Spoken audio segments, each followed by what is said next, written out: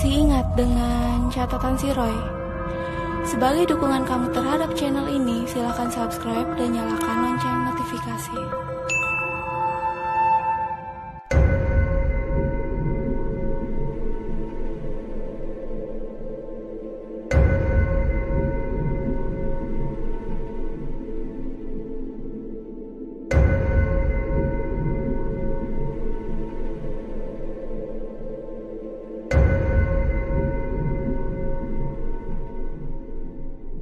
Hai, apa kalian pernah dengar mitos soal ketika kita hamil, kita tidak boleh keluar ketika maghrib? Atau ketika kita keluar rumah di malam hari, kita diharuskan membawa gunting kecil dan juga bangle? Jujur, aku nggak tahu ini tuh mitos atau fakta, aku nggak tahu sama sekali. Cuman aku pernah diceritakan sama ibu-ibu yang ya rumahnya nggak terlalu jauh dari rumahku.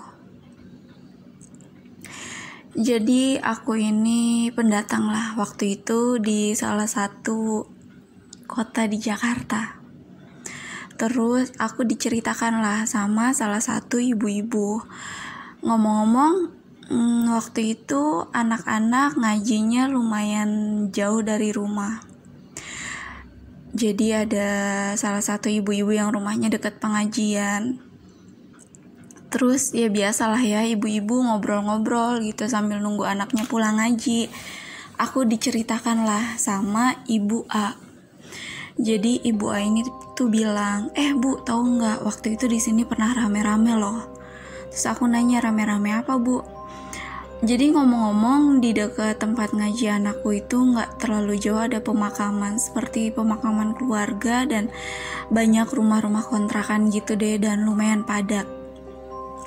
Terus dia cerita, di sana tuh Bu, di rumah sana, dia menunjuk ke salah satu kontrakan yang dekat sekali dengan pemakaman keluarga itu. Terus aku nanya, ada apa emang Bu di sana? Dia ceritalah, waktu itu mungkin sekitar tahun 2000-an. Waktu itu ada pasangan suami istri, pasangan muda yang ngontrak lah di kontrakan itu. Terus nggak lama ngontrak di situ, si istrinya hamil. Cuman tipe istrinya ini tuh kita panggil aja Mawar lah ya. Si Mawar ini tuh tipe orang yang cuek gitu loh, selengean. Jadi ketika dia hamil ya udah nggak ada pantangan apa-apa. Kadang azan maghrib juga dia lagi jalan ke warung atau lagi di luar gitu loh, lagi nggak di rumah. Terus adalah beberapa warga yang ngingetin gitu, karena kan ya perhatian gitu, peduli, ngingetin untuk Mawar, kamu kan lagi hamil. Kalau bisa, kalau mau ke warung, tunggulah azan maghrib selesai baru keluar. Kalau azan tuh gak boleh keliaran di luar, Pak Mali, kan kamu lagi hamil. Tapi si Mawar selalu bilang, iya Bu, cuman iya aja, tapi gak dia jalanin gitu. Dia sering banget kadang lagi azan maghrib tuh mandi, kedengeran lagi mandi. Terus azan maghrib tuh dia lagi di jalan gitu, lagi ke warung atau beli pecel lele atau nasi goreng gitu keluar. Pokoknya azan maghrib tuh kadang dia lagi di luar dan dia tuh gak dipantangin apa-apa. Sampai pada saat itu usia kandungan Mawar sudah menginjak 7 bulan atau 6 bulan. Pada saat itu kandungan Mawar pun sudah terlihat sangat besar. Tapi ya kalau nggak salah sekitar 7 bulan mungkin. Kok waktu 7 bulan itu kandungan Mawar besar banget. Cuman ketika usia kandungan Mawar menginjak ke 8 bulan, perut Mawar semakin mengecil, bukan semakin membesar. Akhirnya Mawar memeriksakan kandungannya ke salah satu klinik yang tidak terlalu jauh dari rumah. Dan bidan bilang ke Mawar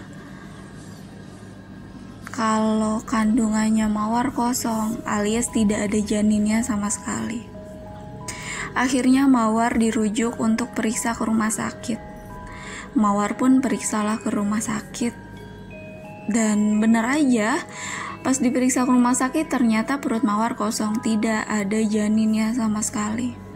Pada saat itu Mawar sangat sedih.